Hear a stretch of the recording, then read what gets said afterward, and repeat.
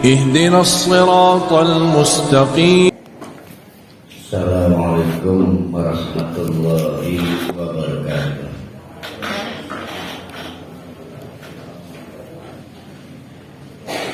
Alhamdulillahirabbil alamin. Nahmaduhu wa nasta'inuhu wa nastaghfiruh wa na'udzu billahi min syururi anfusina wa min sayyiati a'malina. May yahdihillahu fala mudhillalah wa may yudlilhu fala hadiyalah.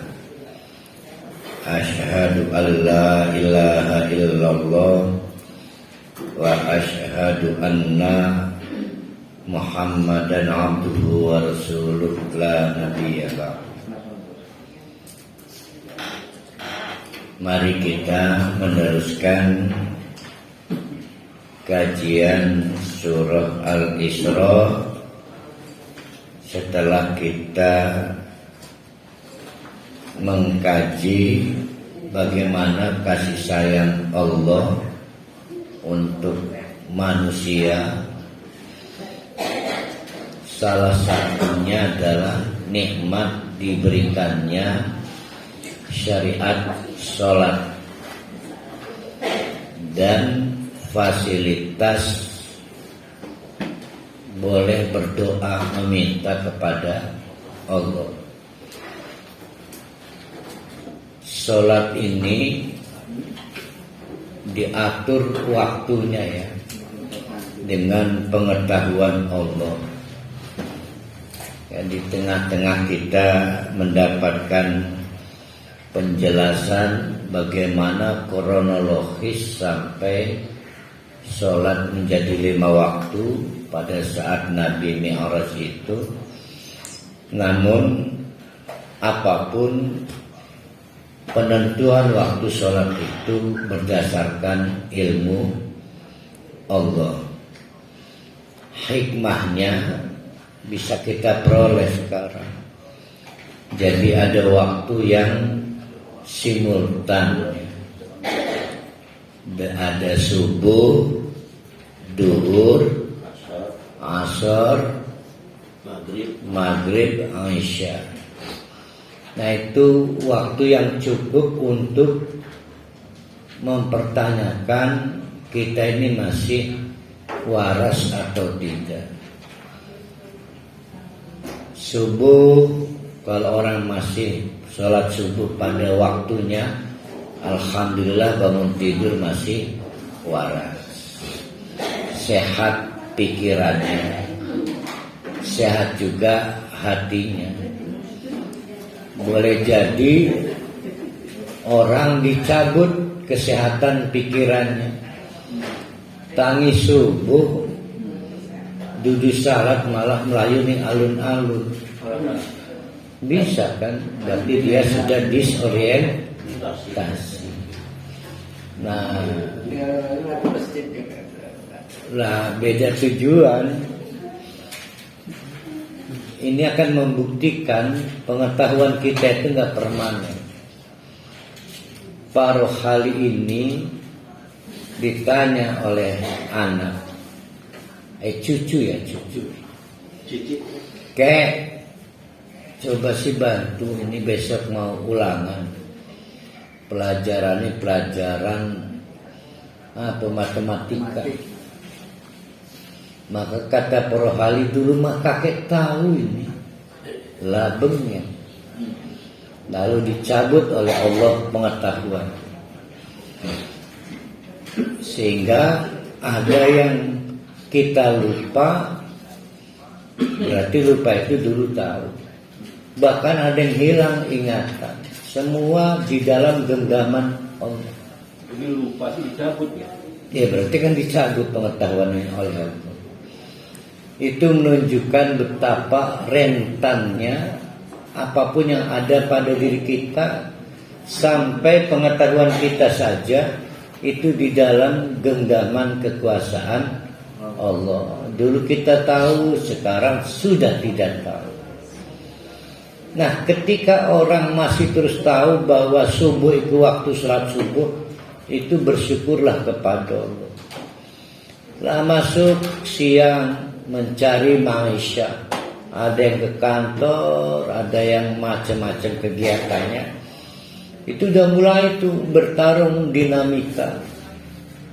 Alhamdulillah ada dohor. Masih ingat waktu dohor? Alhamdulillah, berarti masih waras, pikirannya sehat, batinnya juga sehat. Karena boleh jadi ada yang kehilangan kesehatan pikirannya. Begitu dohor, sujud syukur. Rupanya rapat panjang dari pagi sampai siang. Dia sujud syukur bukan karena waktu dohor tiba, manganlah, ngobrol sampai waktu asar. Udah dicabut kesehatan pikiran. Nah, waktu yang paling rumit waktu asar karena gemerungsung. Di dulu kegiatan pertanian itu, kalau asar itu udah mulai harus meninggalkan ladang tempat pertanian karena pulang jalanan gelap dan banyak hewan buas.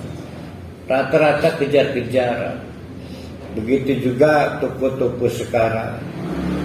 Nah, jadi asar itu waktu yang menggemerungsungkan. Orang harus memilih buru-buru ngeberesi pegawaian atau sholat asar. Alhamdulillah masih sholat asar. Begitu maghrib lebih rumit lagi. Siapa yang pernah masuk planetarium? Itu masuk siang tiba-tiba gelap, metu kaget kan, padang maling. Terjadi anomali karena perbedaan terang dan gelap. Tapi alhamdulillah masih sholat maghrib terus begitu. Betapa kita itu rentan. Nanti pokok pikiran yang paling utama ada di ayat 85 dan seterusnya, bahwa yang kita ketahui itu dibatasi oleh Allah kecil, dibatasi. Jadi kita ini tidak ada apa-apa. Nah, itu kasih sayang Allah menurunkan nikmat sholat. Maka sepanjang manusia masih sholat secara tertib, maka dasar potensi sehat pikiran dan sehat batin itu ada. Hanya orang yang sehat yang bisa menegakkan kebenaran. Bagaimana cara menyingkirkan kebatilan para khalif? Mengikuti. Ya, caranya menegakkan kebenaran. Jadi itu sistem automatically, kalau kebenaran tegak maka kebatilan hancur. Tapi Ustadz, kan kita ada amar ma'ruf nahi mungkar, itu aksioma. Amar ma'ruf, al-ma'ruf kebaikan yang dikenal umum, urfun adat istiadat, al-ma'ruf kebaikan yang sudah dikenal sehingga menjadi perilaku sosial. Nah, untuk mengetahui al-ma'ruf perlu ngaji, nggak perlu pesantren. Karena wong lanang urip pantes lu anting, itu al-ma'ruf. Al-mungkar yang dikenal umum diingkari, wong lanang urip teger lu daster, itu al-mungkar, nggak perlu ngaji.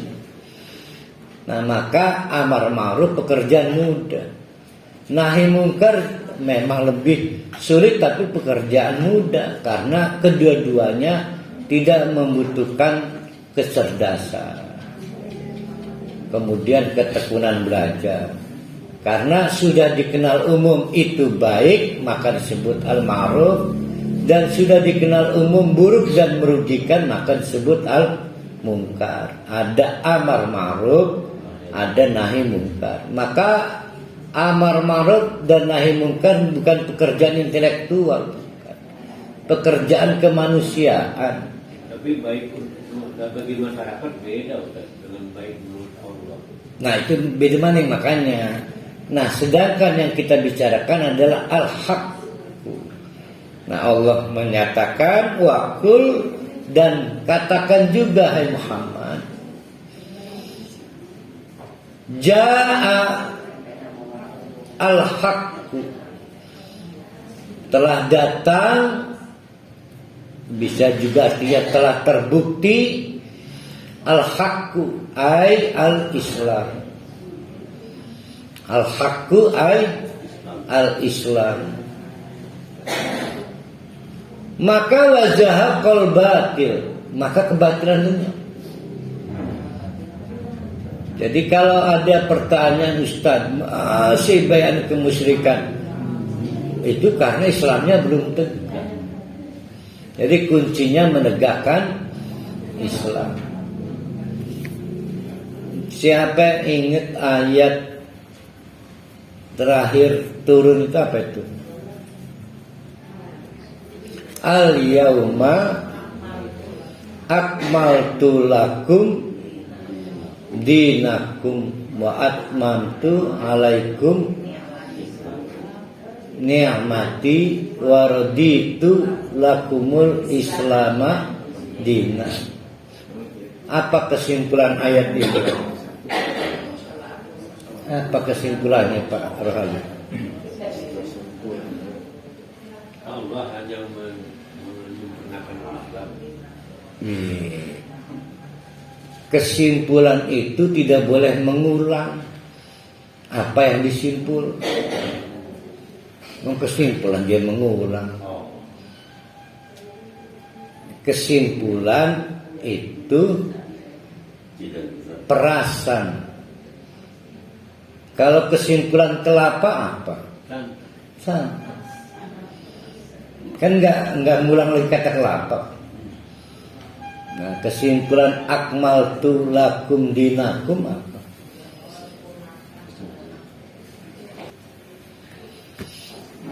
Kesimpulannya adalah haram meragukan al-haq. Haram meragukan al-haq.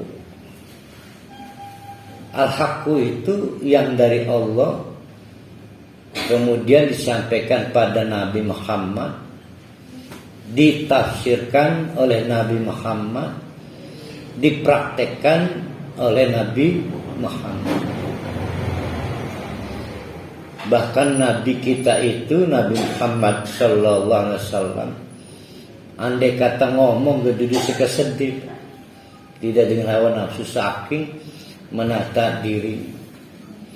Nah, keharaman meragukan al-haqqu itu turun kemudian tidak boleh bid'ah, karena bagian dari keharaman. Jadi kenapa orang bid'ah? Masa sih cuma begini dari nabinya? Namanya haram. Yang kedua kesimpulannya apa para hadirin? Al-yauma akmaltu lakum. Lu terus ayat lu tirai.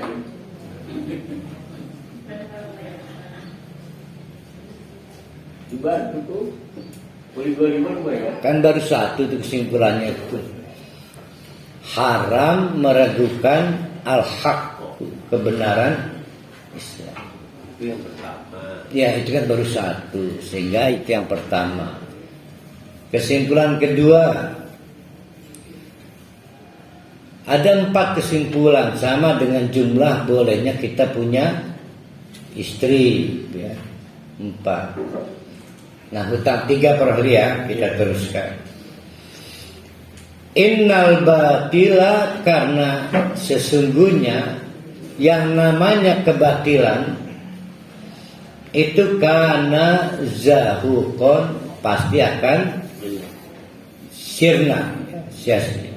Jadi kalau kita ulang, bagaimana caranya memerangi kebatilan?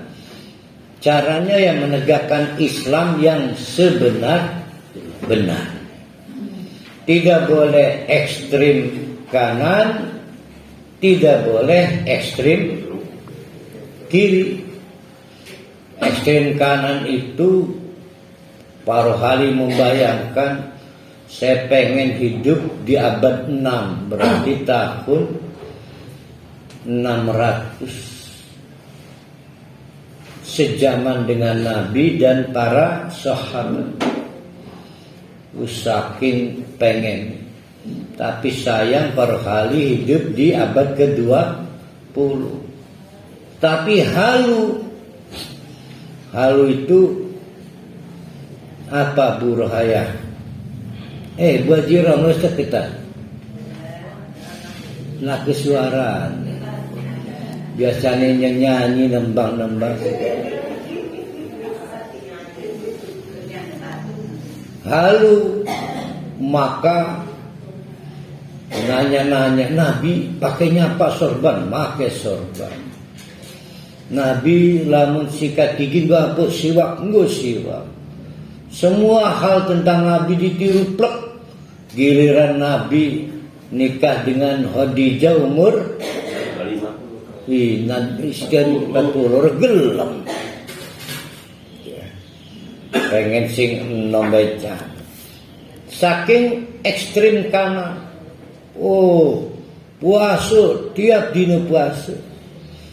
Bengi saking ekstrim kanan ora turu salat bae. Maka jadi Nabi rasanya gitu yang paling benar itu. Tapi puasa tapi mangan. Tapi turu tapi salah. Nah itu namanya ekstrim kanan. Tapi ada juga yang ekstrim kiri. Salah itu para ahli apa harus ditulis Nabi.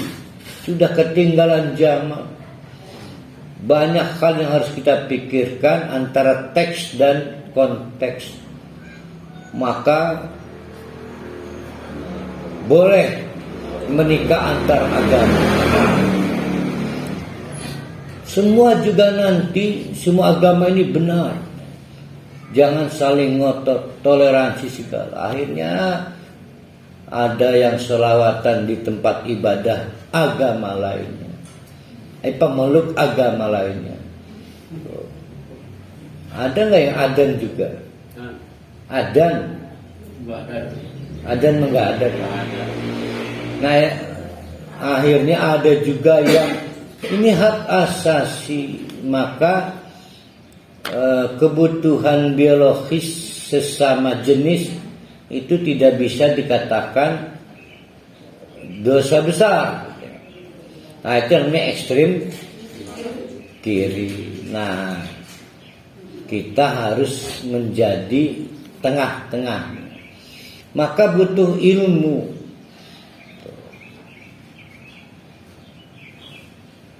Bagaimana caranya melawan kebatilan semacam itu? Ya tegakkan Islam yang benar itu, yang seperti Nabi melaksanakannya. Tegakkan, maka keraguan yang membuat Islam itu tercoreng-moreng itu akan sirna. Dan kenikmatan Allah berikutnya tadi sholat ya. Yang kedua sistem, kenikmatan kedua sistem, bahwa kebatilan itu sirna kalau Islam ditegakkan. Itu sistem itu enak benar. Yang ketiga adalah diturunkannya Al-Quran. Wa nunazzilu, dan kami menurunkan Al-Quran. Wa nunazzilu, dan kami menurunkan minal Quran, dari Quran itu, ma huwa syifaun, apapun yang bisa jadi obat. Kalau penyakitnya penyakit biologis, gampang. Ada teman-teman dari kedokteran, dari para medis. Tapi penyakit yang tidak diketahui oleh teman-teman dari kedokteran, para medis, dari mana dapat obatnya? Nah, bagi orang yang meyakini bahwa Islam adalah agama yang disempurnakan, maka turunannya dapat Al-Quran.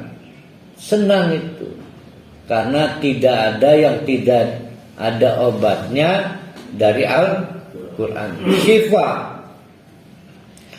Nah, bapak-bapak, ibu-ibu, obat dan berobat itu kasam. Jadi usaha kreatif untuk menyehatkan diri,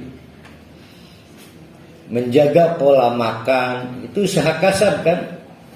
Jadi harus berobat, menjaga pola makan, menjaga pikiran. Misalnya tidak disorientasi waktu. Kalau subuh sholat subuh, kalau dohor sholat dohor, terus saja. Jangan sampai sholat subuh malah sholat dohor, atau waktu subuh bukannya sholat malah ngambil kenceng, ya. Di peristiwa dicabutnya pengetahuan. Nah, mematuhi waktu sholat itu usaha terapi untuk obat. Tapi ada yang kita tidak bisa secara kasab membuat kita sehat, bergantung dari kekuasaan Allah. Maka disebut warohmatun. Rahmah itu hanya belas kasihan Allah. Krunya amat ikia. Rupanus muntah manting berobat waras. Hatam Quran tetep baik. Tambah hari, tambah kutil, sekujur tuh. Tidak berani keluar, dunia menyempit. Akhirnya dikasihani Allah, padahal nggak pakai kasar, sembuh, disebut rahmah.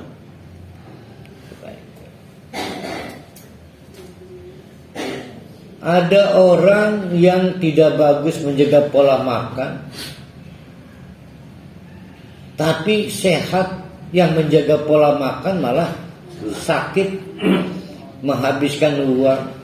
Nah, itu namanya rahmat, dikasihani Allah. Jadi kesehatan pikiran dan batin kita bisa ditempuh dari dua jalur. Ada usaha menyehatkan diri, termasuk menjaga waktu sholat, dan ada yang memang laduni, dikasih aja dari Allah, ya, maka disebut dengan warohmah. Jadi syifa, ayo siapa yang ingat syifa itu? Pemeran kartun film Malaysia itu, India ya, disinggung sepeda. Paham gak ini Pak Rahli? Jadi ada syifa, ada rahmah.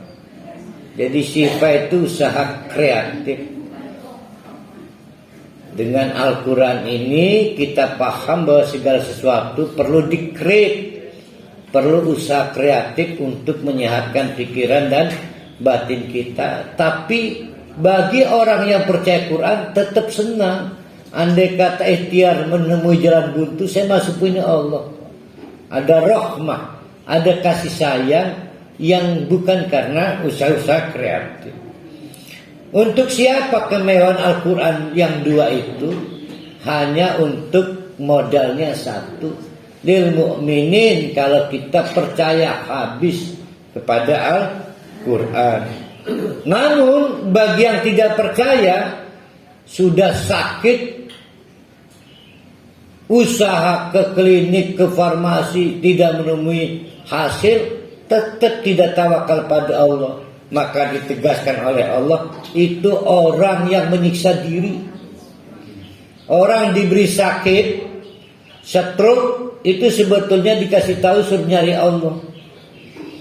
Udah stroke nggak nyari Allah, berarti menganiaya diri orang itu. Wala yazidu, tidak mungkin bertambah lidzalimina, untuk orang-orang yang menganiaya diri, illa khasara. Ayo udah kita kaji nih ya, khusrun. Udah kita kaji. Kan artinya bukan sesederhana rugi.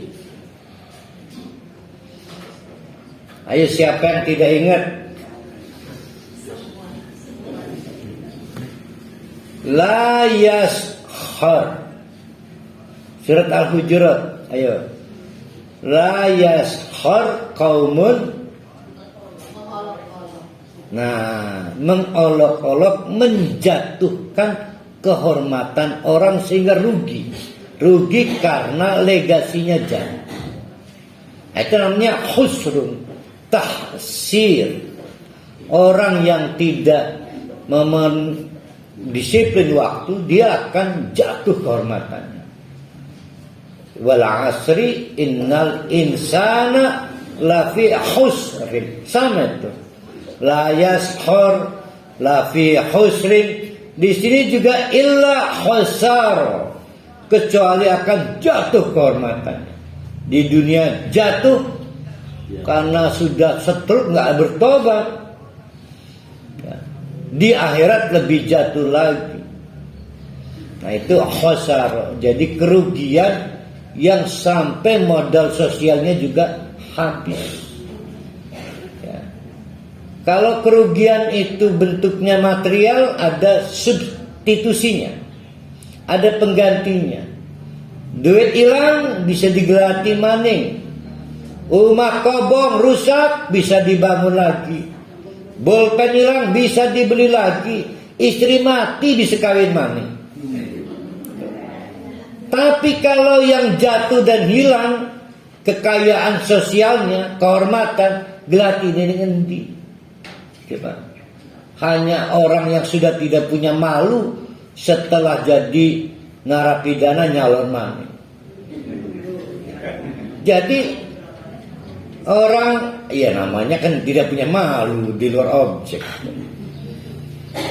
Apalagi sekarang peraturannya wajib mencantumkan tulisan saya mantan koruptor. Akhirnya banyak yang milih, wah dia udah kapok jadi koruptor.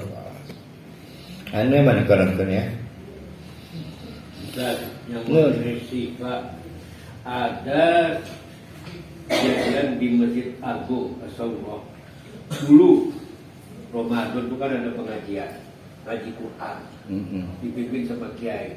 Itu pada naruh air aqua di tugas yang di botolan, hujannya obat. Apakah benar yang muka anak ini? Yang pertama, tidak semua air aqua. Iya. Yang pertama mirip aqua lah, pokoknya botol aja. Pertanyaannya benar nggak dengan ayat ini itu loh, maksud saya? Dibaca Quran. Ya kan tadi kata Syifa menunjuk usaha kreatif untuk menyehatkan. Kata Rahmatun menunjuk kepada bypass keputusan Allah menyembuhkan tanpa kreativitas. Mungkin ketemu pikirannya kelan banyu. Dia lupa banyu itu banyak levelnya. Kalau cuma kuah kayaknya sembuhnya lama itu. Lebih mineralnya lebih cepat mungkin. Banyu itu media pengantar. Jadi apa ya? Macam-macam susah kreatif itu. Sepanjang kita tidak musyrik, percaya pada air itu ya. Maksud saya dengan ayat ini nyambung nggak dalam perilaku itu? Ya nggak nyambung. Karena yang dimaksud bukan Al-Quran itu asyifa. Dengan Al-Quran maka kita terpandu menata diri, menjaga hidup sehat, menjaga pikiran waras. Salah satu indikatornya mampu menjaga waktu sholat, sehingga tidak orientasi. Yang kedua, tahu cara panik, yaitu dengan cara berdoa kepada Allah. Yang ketiga, tahu mengatur last moment dengan husnul khotimah. Kan kemarin begitu. Bolos para hari ini minggu sepekan yang lalu. Oh bolos. Oke, lama lagi orang ke bedaknya Zoom. Jaluk hotspot ning Jamal Sikin iki. Fotonya habis. Saya ingin sedikit memberi tawaran baru pengertian sifat dan rahmah, kan biasanya nggak begini. Ini penting untuk kita karena kita itu rentan, lemah banget. Dari mana tahunya? Allah menjelaskan. Oke, arahnya manusia ya. Wa idza an'amna, pada saat kami beri hal yang menyenangkan. Na'im, ni'matun, menyenangkan. Ni'matun, nun, ain, mim. Kalau nun, qaf, mim, ni'matun malah tidak menyenangkan. Nah, ini kadang-kadang batur-batur ngisungi aran yang kecil, ngisungi aran. Memberi nama pada anak maksudnya bagus, nikmat, tulisannya goak, sehingga kebacaannya kayak kol-kola, nikmat apa bertolak belakang. Kalau ni'matun menyenangkan, nikmatun tidak menyenangkan. Neraka itu nikmatun, surga itu ni'matun. Nah, tulisannya kadang kadang kopus macam-macam. Jadi lamun ni'matun koma atas kudune. Ni'matun. Istilah aja gaya arah sing gua diganti. Sing gampang be Muhammad. Jamal untuk Rohali. Itu berapa huruf hijaiyah? Roh, ha, lam. Boleh ngasih nama Rohalam? Ya kan? Ya, sin, kaf, ha, ya, ain, sod. Roh, ha, lam. Oh, ini maharan ya rohal. Lah, kan huruf muqatta'ah. Alif, lam, mim kan nggak bisa dibaca alam kan. Maka yang benar rohal itu namanya roha lam. Masalah. Wong pengen nih arah. Saya lahir Ustaz belum lahir. Tapi lamun ngaji ku sadikit tak ganti arah. orang tua saya Ahmad Dahlan. Ya Ahmad Dahlan. Ya arahnya Ahmad Dahlan, Muhammad Darwis ya. Kenapa lupa sama orang tua? Ya ini diantaranya lemahnya kita. Bengen inget syukur kalingan. Namanya Muhammad Darwis apa Ahmad Dahlan? Aran asli nih. Nah arane Muhammad Darwis. Lalu dianggap orteger lah. Diganti aran dengan orang yang ulama besar, Muhammad Dahlan. Kudin parali gancang ganti aran. Iku ning kasemen nama awalnya Nawawi ganti Indra. Anu maning. Bagus-bagus Nawawi. Sing Nawawi Diganti aran Indra. sehat terus ya. Meninggal. Bagus. Ngedemengaken itu terus dia meninggal.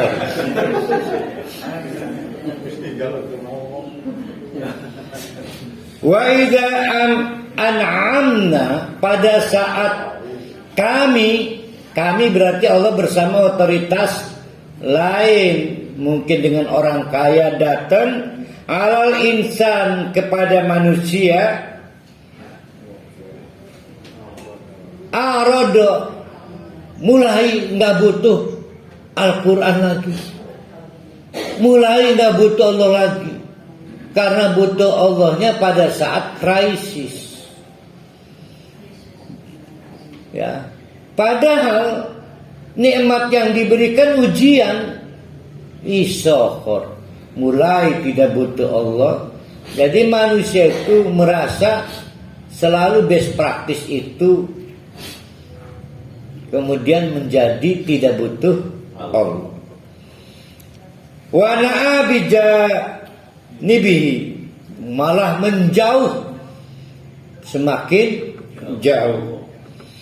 Giliran wa idza massahu, cuma disenggol, massahu disentuh. Sentuhlah dia, lagu Ari Rasukan primen kene. Sentuhlah dia dengan cinta ya. Ada lagunya. Kabeh gak ada lagu.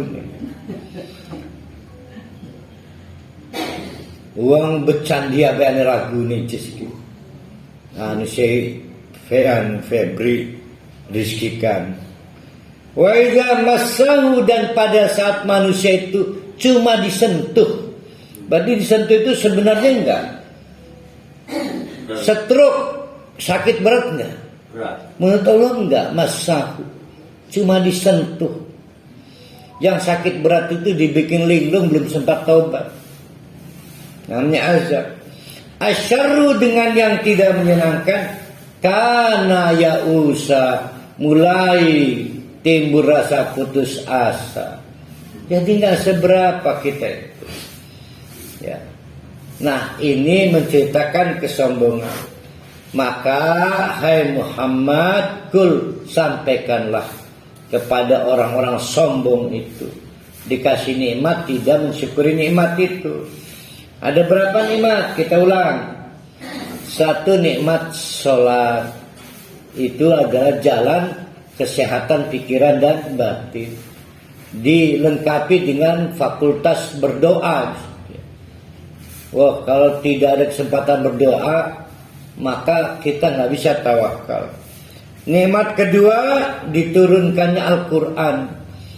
Dengan Al-Quran maka kita tahu cara sehat, tapi kita juga tahu bahwa andai kata usaha-usaha kreatif kita untuk sehat tidak terpenuhi dan memenuhi jalan, tenang, Allah adalah Maha Rahman. Ada dua kenikmatan pokok, maka dikatakanlah kullun, siapapun, mau dia itu percaya pada Al-Quran, mau tidak percaya pada Al-Quran, mau butuh Allah dan tidak butuh Allah, itu yang malu akan beramal ala syakilatihi, berdasarkan keadaan objektif dan subjektifnya.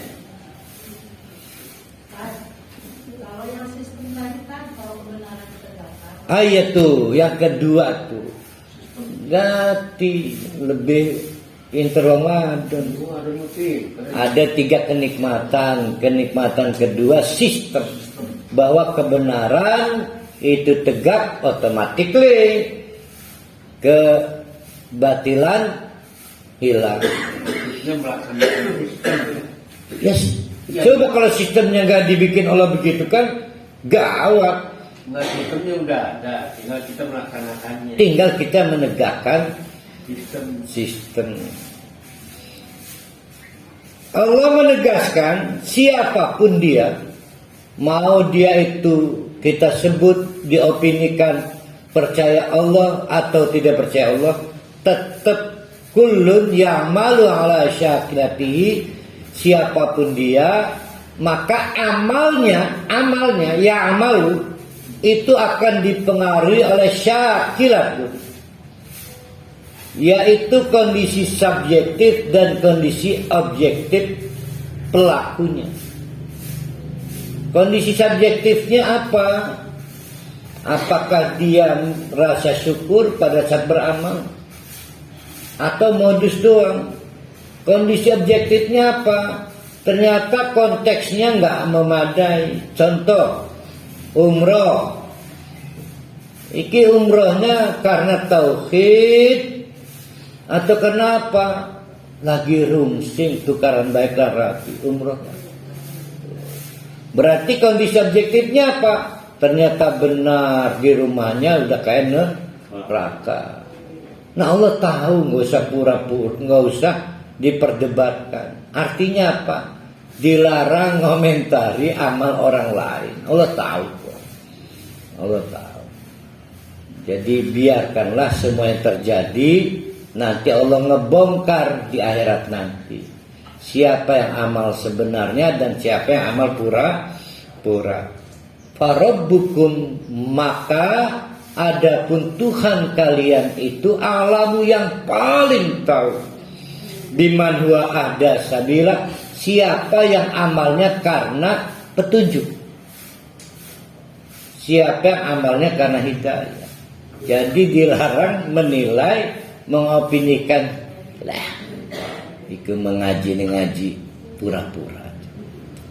Oh, begini saya, Yesus, tenang be ya.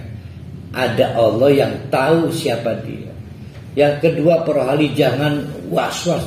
Ya Allah primen iki aja sing beda sing manjing surga. Aja cilik hati, tenang. Tenang.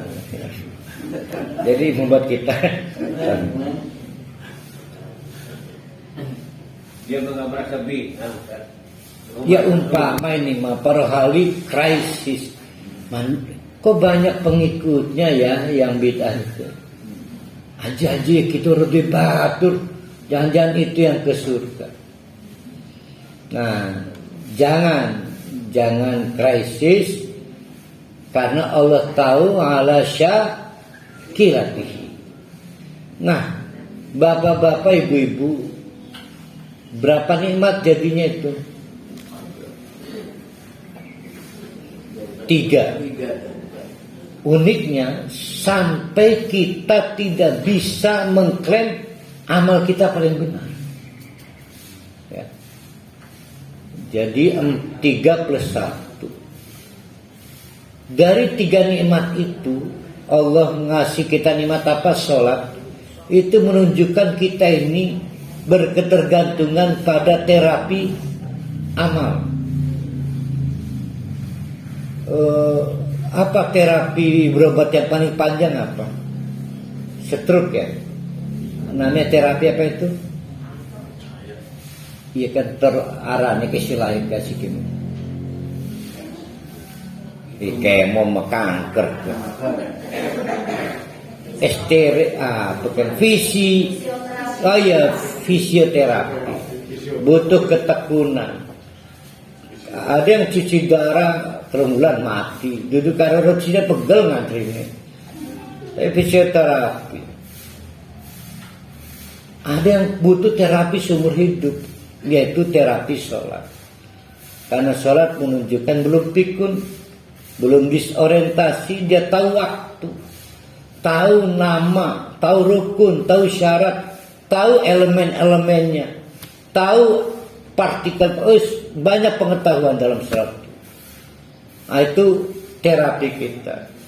Yang kedua, tahu sistem bahwa kebenaran tegak, kebatilan hancur. Yang ketiga, tahu bagaimana mekanisme bekerjanya kesehatan sebagainya. Nah itu 3 plus 1. Yang satunya apa? Yang satunya tahu ketentuan tentang nilai, bahwa nilai itu ditentukan di akhir. Kapan? Setelah mati. Puntunnya saya sholat berapa? Nggak bisa tahu saya. Tahu nanti. Berarti betapa kita ini lemah.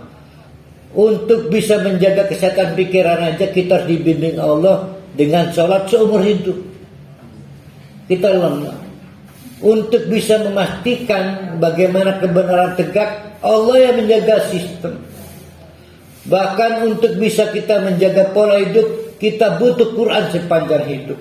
Kita ini lemah, rentan, butuh dan sangat butuh ketergantungan pada Allah sampai kapanpun. Nah, mau bukti? Nah, ini buktinya para hadirin. Yas'alunaka 'anir ruh. Ini menarik. Mana milik kita paling besar? Mobil, rumah, kekayaan, atau pengetahuan? Pengetahuan.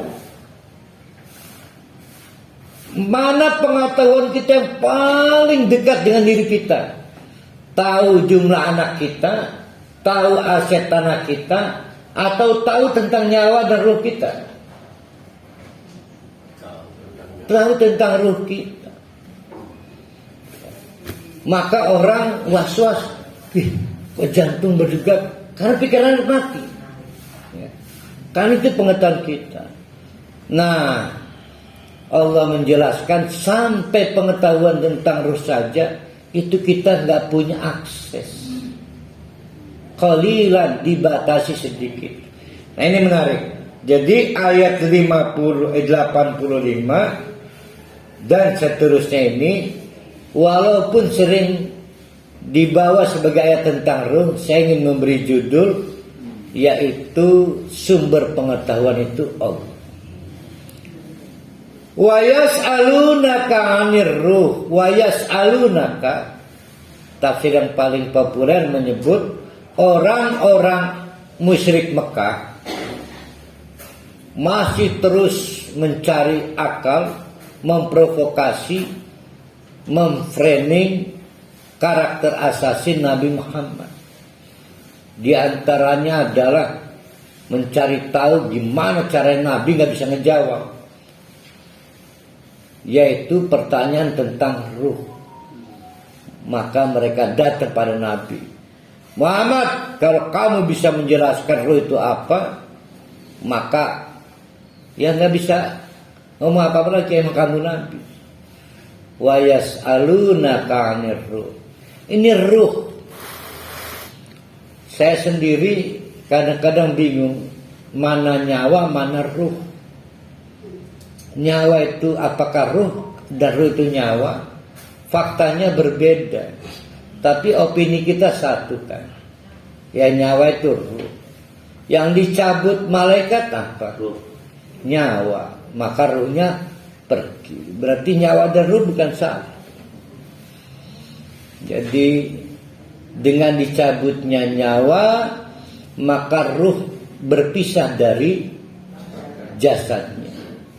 Di suatu malam ternyata badan saya dengan istri saya tidur rerangkulan, tapi besok paginya aduh mama, kemarin saya dengan perempuan cantik amat, ruh saya pergi melayang aduh. Kita nyebutnya mimpi. Ya ru'yah, mimpi itu gimana? Ruh saya kan bertemu perempuan lain, tapi jasad saya dengan istri saya. Saya ngobrol dengan paruh kali. Saya marah. Lah begitu ngobrol, anjing juga pikiran, ruhnya kemana-mana paruh kali. Nah, ketika nyawa dicabut, ruh melayang meneruskan ke alam lain, namanya alam transisional, menunggu sampai trompet, maka disebut barzakhun bainal ardi wal akhirah, bainad dunya wal akhirah. Nah, perpisahan ruh dengan jasad dengan dicabutnya nyawa. Jadi kalau gitu ruh dengan nyawa satu enggak? Wallahu a'lam. Yang jelas ruh bukan jasad, jasad bukan ruh. Nah, yang nanti kan para ahli masuk surga nih, ya. Itu ngeruhnya masuk. Para ahli ini kan dapat badan maning. Tentu duduk badan makanan ke sepadung keriput, enggak. Dikasih badan lagi. Nah, begitu juga batur-batur sing tidak beruntung ngaji neraka dikasih badan untuk menerima siksa. Orang semakin keriput dibakar nggak semakin sakit karena jumlah air dalam dagingnya mulai berkurang. Maka dipersegar seusia anak muda, dibakar, yang dibakar kan kulitnya, Karena kalau sudah kulitnya terbakar, daging enggak menyakitkan. Maka ganti mani kulitnya. Karena Allah ingin merasakan pedihnya sakit itu. Begitu juga para rohani. Ruhnya dikasih badan. Badan baru gagal lah para wali. Bahkan saya enggak percaya itu. Kalau itu para rohani. Mau gimana kata malaikat, iya itu rohani. Panggil nggak kerja. Ketulisannya nanti kan pakai jaket tulisan RR kan. Rohali roti. Rohali ya. Oh salah Pak ya.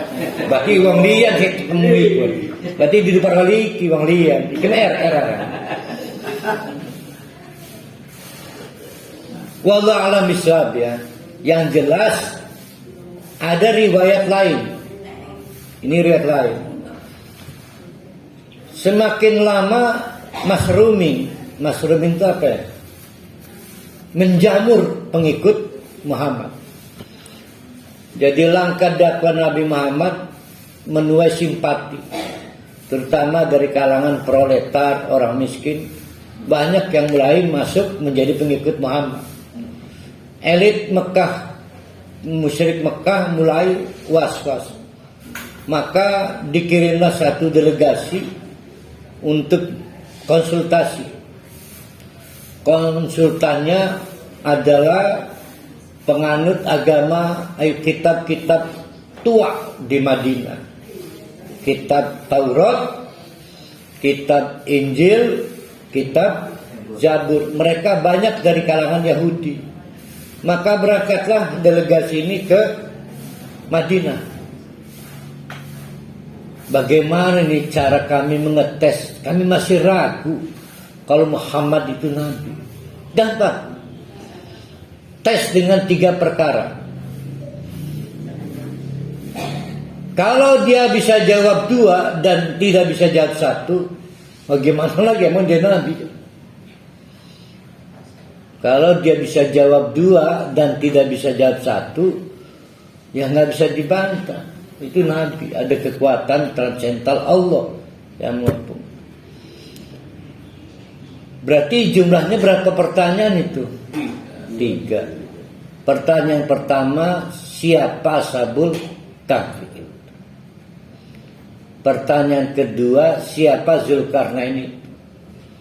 Oh, orang-orang Mekah girang, malbakan Muhammad dulu, malbakan. Karena tahu betul siapa Muhammad mereka. Baru ciliknya, baru remaja, baru sekolah.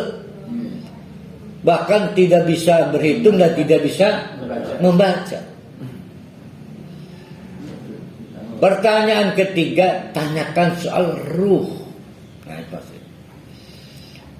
Lamun pertanyaan pertama dan pertanyaan kedua bisa ngejawab, gawat ya. Mulai tampak kenabian dia. Kalau pertanyaan ketiga nggak bisa jawab, final, dia emang Nabi. Tapi karena orang Mekah julid, merasa yakin Nabi nggak akan bisa ngejawab pertanyaan pertama dan pertanyaan kedua, diabaikan pertanyaan ketiga. Namun sayang disayang, Allah kemudian mengutus malaikat Jibril, sehingga Nabi Muhammad yang tanpa pengetahuan tentang siapa Ashabul Kahfi, siapa Zulkarnain itu, turunlah surat Al-Kahfi. Waktu mulai, jangan girang dulu Muhammad, masih ada satu pertanyaan untuk membuktikan kamu bukan kaleng-kaleng sebagai Nabi, yaitu mereka bertanya soal ruh. Zulkarnain dulu. Karena Ashabul Kahfi dijawab melalui surat Al-Kahfi, kan ceritanya 3 di Al-Kahfi. Maka yas'alunaka 'anir, mereka nanyakan, apa jawaban Nabi Muhammad? Kul, katakanlah hai Muhammad, ar-ruh min amri rabbi. Primen ya, soal rumah saya nggak bisa ngejawab, itu urusan Allah. Dengan demikian 2 pertanyaan bisa dijawab, 1 pertanyaan gagal dijawab. Final, Muhammad adalah Nabi yang bukan kaleng-kaleng. Apakah orang Mekah akhirnya konsekuen? Dalam sejarah tidak. Jadi memang orang-orang Mekah itu bertanya dan bertanya, minta syarat dan minta syarat, bukan untuk menerima kebenaran, tapi untuk mencari celah. Kalau bisa teori tentang Nabi itu Muhammad itu punah, ya mereka cuma hasad. Nah, ayat ini menceritakan wa ma utitum minal ilmi illa qalilan. Utitum didatangkan. Jadi ilmu itu didatangkan Allah. Wa ma utitum minal ilmi, ilmu yang didatangkan Allah untuk kamu itu illa qalilan, cuma sedikit. Kenapa sedikit? Karena dibatasi Allah. Banyak orang belajar, orang bisa-bisa karena tidak didatangkan Allah ilmu. Nah, yang mendatangkan Allah, yang mencabut juga Allah.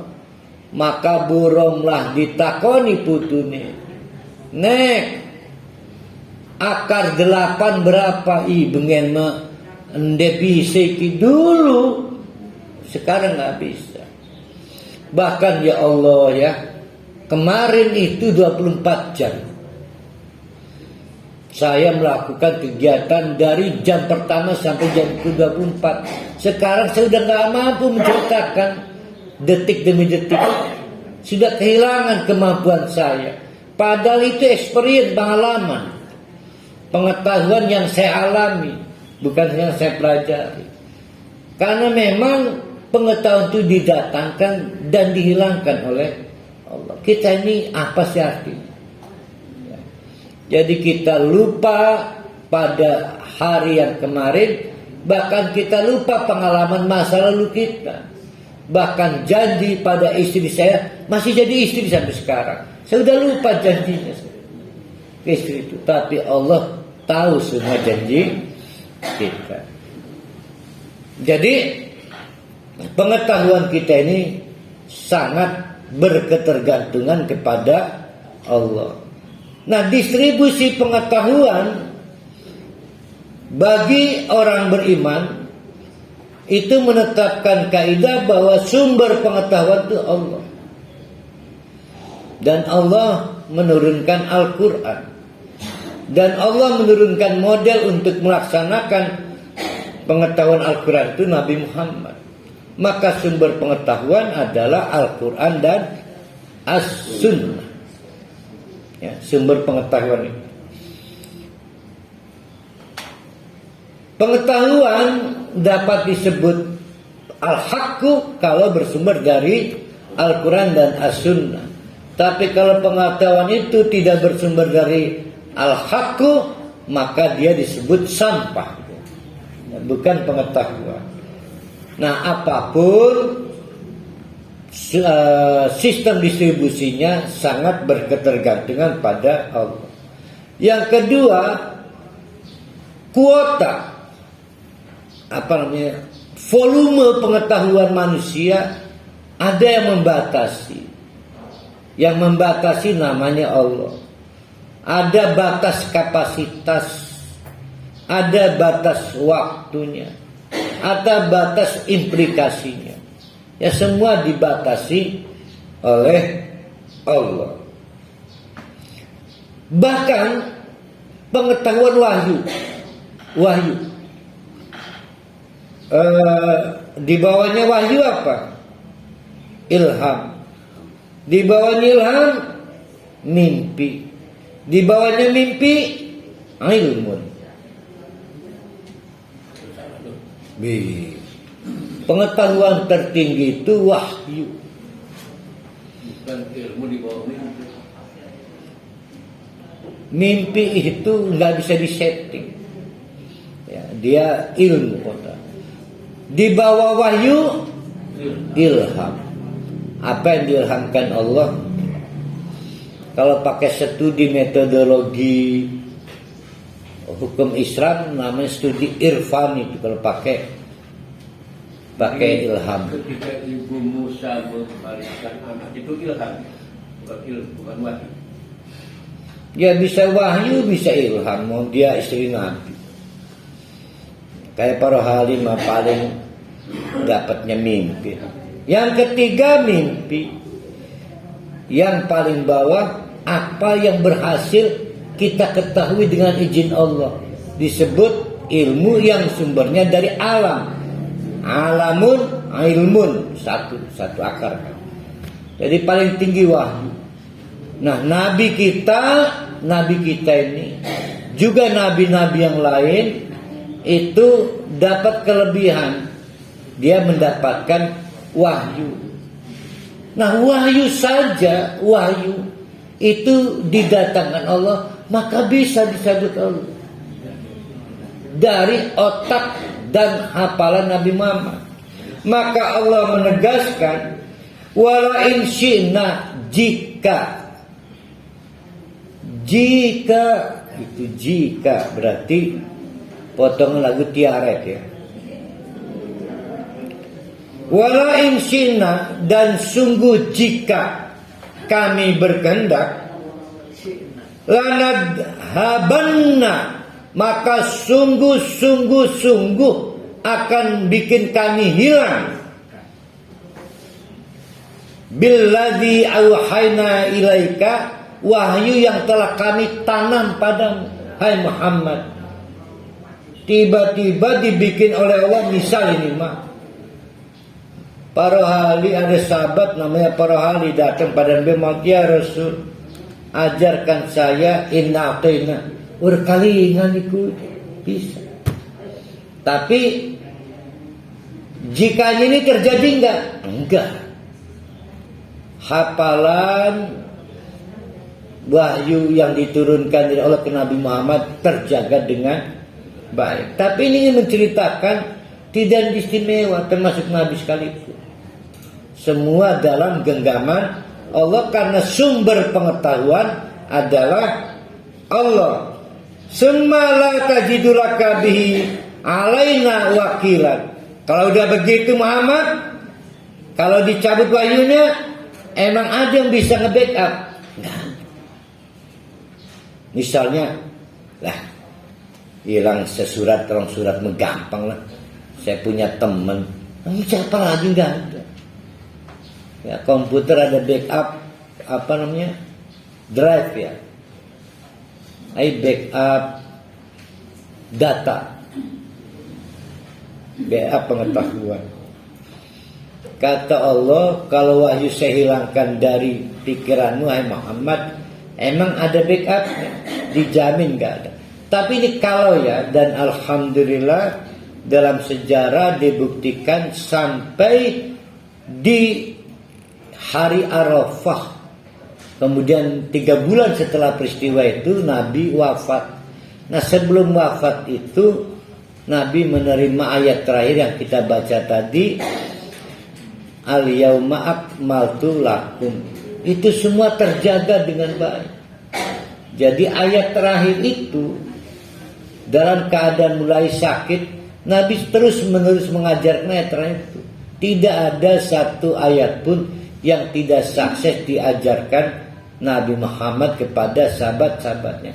Semua dijaga oleh Allah. Penjagaan Allah juga membuktikan Allah bisa menjaga dan Allah bisa mencabut ilmu kita. Ya, maka kita mengenal istilah lupa. Kita mengenal inget maning. Kita mengenal hilang ingatan. Dan kita mengenal istilah pikun, gila, tidak waras, disorientasi dan lain sebagainya. Jangan kaget dalam 1 persekian menit seorang suami lupa kalau di depannya istrinya. Bisa. Lupain. Orang ngantuk. 1 menit kemudian, pikir bapak Desi Ratnasari ternyata mama ya. Kita dua batur dan ini kisnyat ya. Kisnyat itu kisah nyata. Nganter rabine ning rawu. Merasa wis peragat ya kena ngebaso rabine mau keliling. 4 lantai itu 4-4-nya diputeri. Laki ini memangan bakso balik. Berangkat di Tangerang segala. Lah Rabi sampai bengi nanggoni belah. Sering kan? Ada yang bilang dia kemegati orang kalingan baik, salah. Dicabut terus ingatannya oleh Anda maning cerita, tapi mudah-mudahan tidak menyinggung perasaan ini ya. Saya punya pengajian di selatan 2 minggu sekali. Saya nggak nyebut nama daerah selatan aja.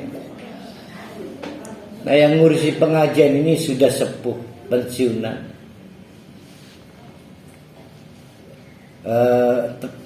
Sederhana, motornya jadul, selalu bersama istrinya yang sudah mentua, dua-duanya mentua. Itu datang pengajian. Satu waktu bonceng istrinya, alhamdulillah si bapak udah nyampe rumah tapi istrinya nggak ada. Ternyata istrinya sedang dirubung orang karena berguling-guling, jatuh, dibawa ke klinik. Alhamdulillah istrinya bisa menyebut saya istri siapa, suami saya di mana, ini HP-nya. Ditelepon, Pak, istri bapak di klinik. Astagfirullah, Rabi kita nyanyikan ini. Dulu begini nih sering terjadi kalau Vespa. Karena Vespa itu kalau penumpangnya jatuh, karena maaf pantat kita itu punya kebiasaan menyetabilkan dengan miring, itu nggak kerasa kalau boncengan jatuh. Saya berpengalaman. Wong lan biasa nggak Vespa kayak kelagan nggak motor, padahal kebiasaan pantatnya itu. Karena mesinnya kan di sebelah. Kita mampar karena penggemar Vespa kita. Nah itu dicabut ingatannya, pengetahuan. Ya.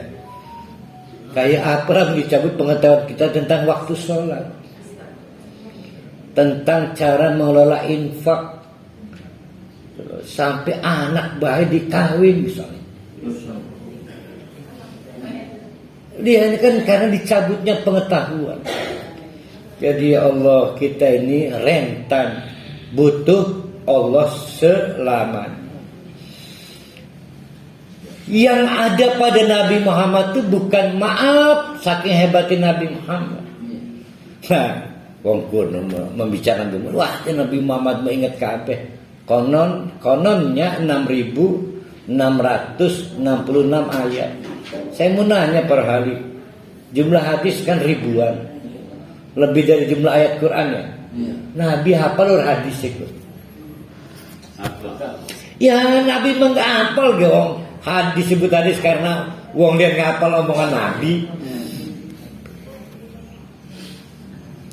Nah itu apakah bisa nggak ibu-ibu mengklaim saya mah Pak bisa begini nih? Pertama rajin belajar, kedua rajin belajar, ketiga rajin belajar. Enggak, dibantai oleh Allah. Semua sistem distribusi ilmu itu adalah bentuk illa rahmatan mir rabbika. Bukti Allah itu punya belas kasihan pada kita.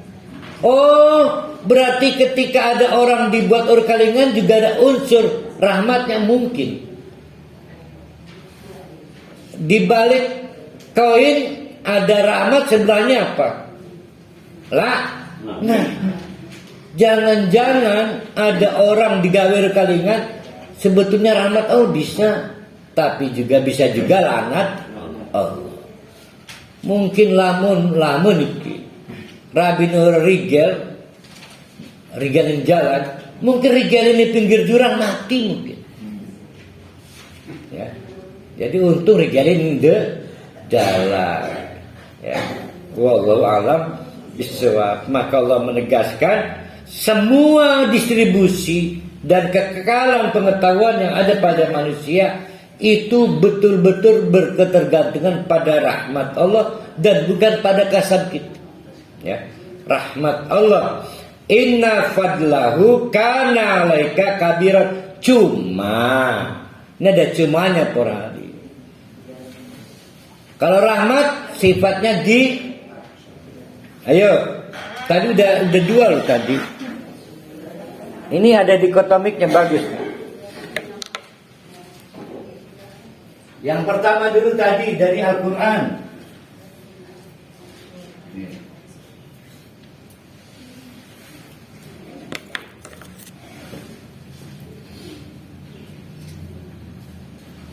Dari Al-Quran ada syifa, ada rahmat. Ini kasab,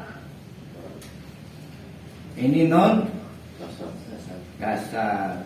Kadang kita nyebutnya miladun ka atau laduni kan. Nah sekarang distribusi ilmu. Ada dua, ayo, illa rahmatan.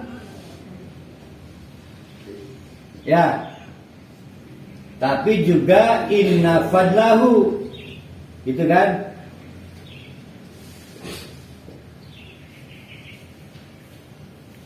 Ya, di situ ujungnya inna fadlahu ya.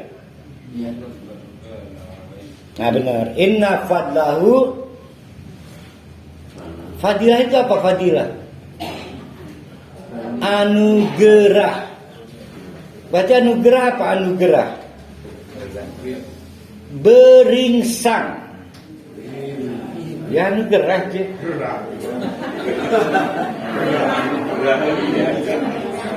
Anugerah.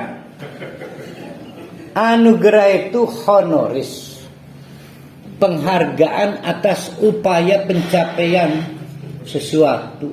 Maka ada yang dianugerahi 5, 6, 7. Ini soal tindakan kualitatif.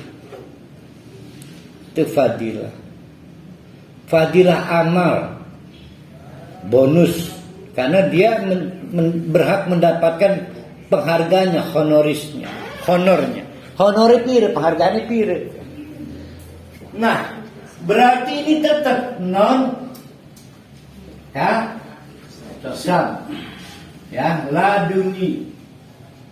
Ada ilmu-ilmu yang duduk karena ilmu biologis, nurani rapi, aku belajar ke nur. Ilmu menyuap diri sendiri, mangan, kekuar kuping, garuk-garuk kendas, semua dari Allah, laduni, ya alamiah. Nah, tapi ada yang merupakan sistem honoris. Jadi usaha kreatif, diantaranya sekolah, penelitian, lah yang sungguh-sungguh. Ya.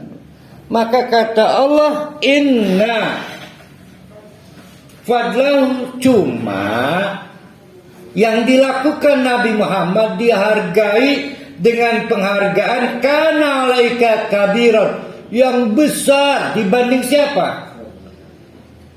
Ayo dibanding Parohali, Manar, Jamal, atau dibanding siapa? Dibanding Nabi Isa, dibanding Nabi Musa, dibanding Nabi Ibrahim, dibanding Nabi Adam sekalipun. Tuh ya. Itu luar biasa. Ya bagaimana tidak luar biasa?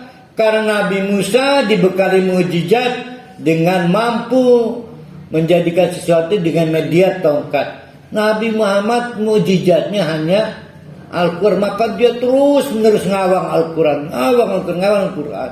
Maka semua jeripahnya dihargai, penghargaannya lebih besar. Nahnu faddalnahu malal nahnu faddalna.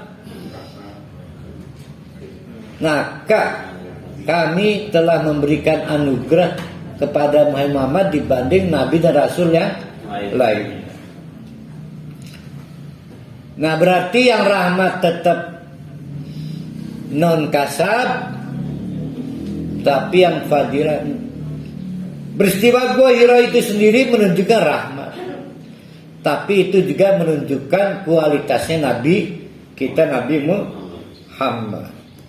Paham belum nih yang ayat 87?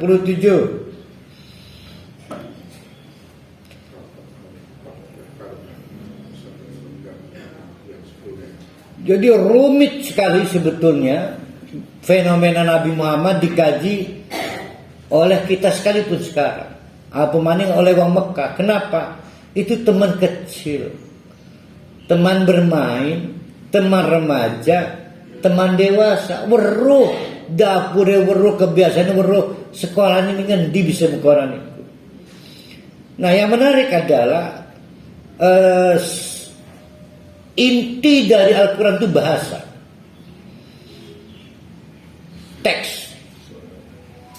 Dan ini di tanah tumpah darah peradaban bahasa. Jadi Mekah itu adalah daerah kering, nggak punya sumber daya alam pada waktu itu, sumber mineralnya belum diketemukan.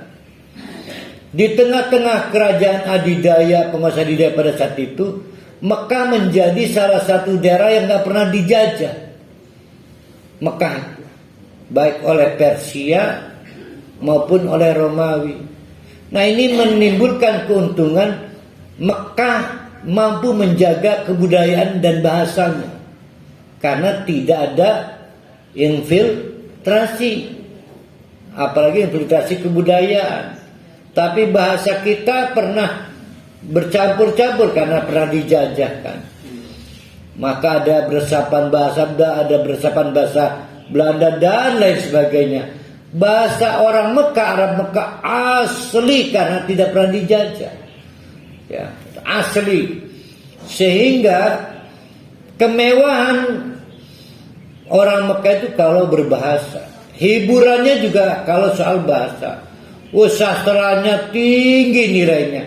Dan Al-Quran tampil sebagai sarana teks di tengah-tengah peradaban bahasa yang tinggi itu.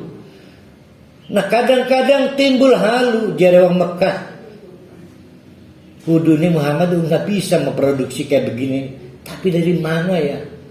Kayak mestinya kita yang ahli sastra yang bisa. Tapi ditegaskan oleh Allah, aturan kalau mau bikin. Penawarannya pernah kata Allah, kalau kamu mau udah bikinnya kayak Quran. Ternyata tantangan itu tidak pernah terjawab. Oke, kata Allah, lamun bisa kayak pirang-pirang surat.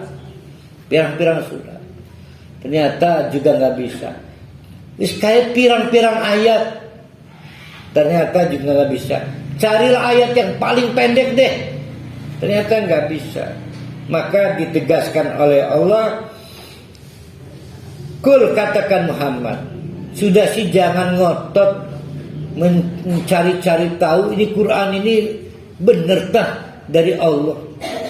Karena maunya orang Mekah itu begini, Nabi Muhammad dengan menggunakan sarana pesawat atau apapun jenisnya turun dari langit di mana Allah berada.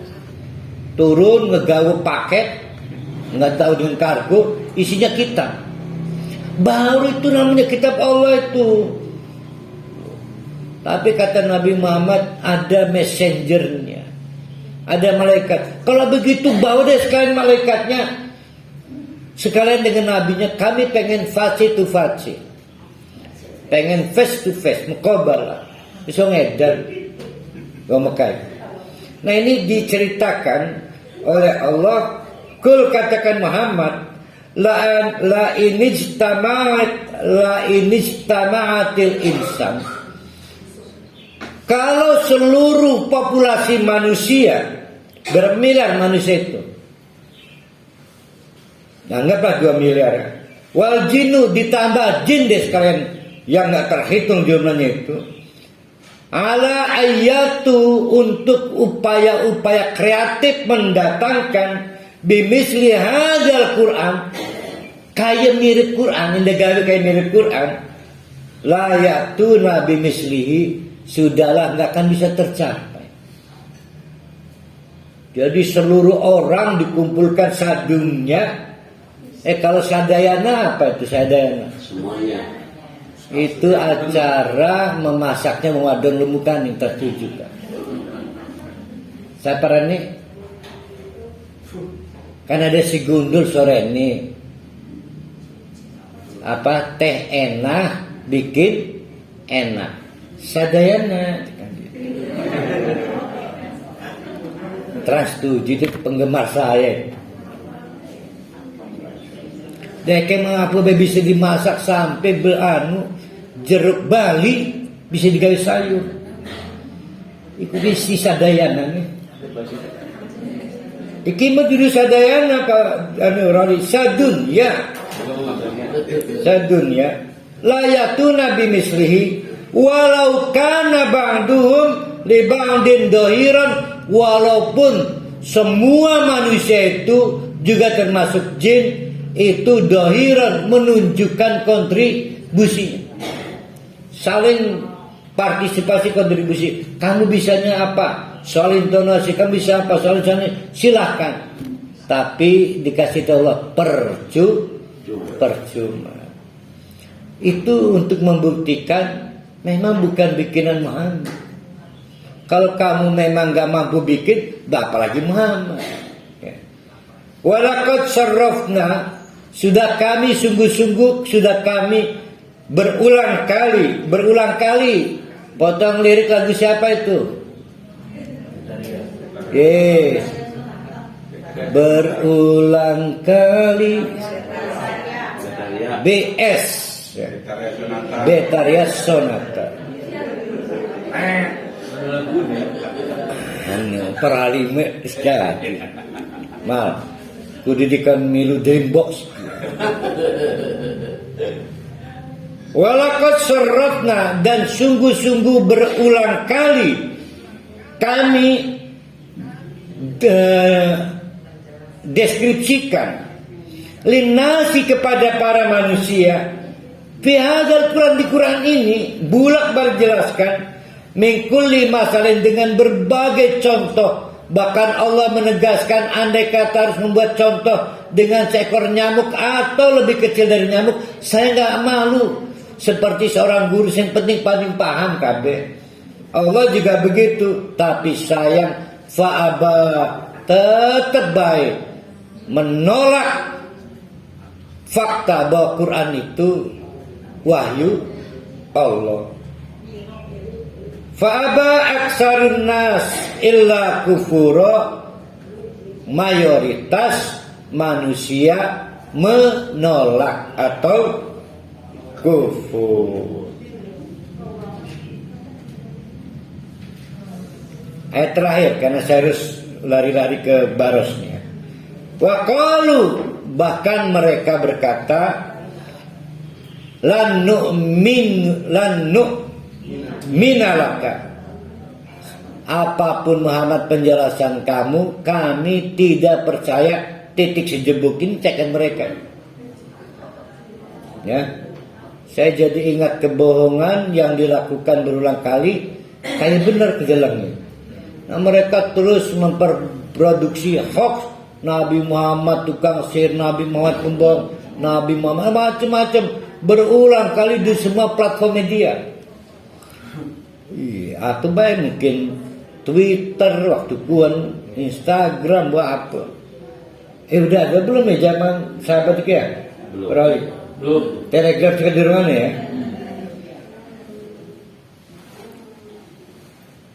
Kami tetap tidak percaya. Buktikan kalau pengen kami percaya, kau ngajar ya. Hatta tafjuralana minal ardi yanbu'an, yaitu memancar di tanah Mekah ini yanbu'an, mata air. Padahal sudah ada bukti sumur Ismail yang kita sebut sumur Jam-Jam, tapi inginnya tuh Ismail udah bikin, manakah yang punya kamu? Jadi cerita Ismail itu cerita rakyat buat orang Mekah. Tuh pengen nggak kayak Ismail, kita sebut Nabi, bikin juga dong kayak Ismail. Ismail kan bikin sumur dan sumur Zam-Zam. Kamu bikin entah dengan cara apa, nyembur banyu. Baru kami percaya kamu adalah Nabi dan Al-Quran adalah wahyu Allah. Ini mah ting-ting bating ya. Andai tantangan itu dipenuhi, apakah mereka akan percaya? Tidak.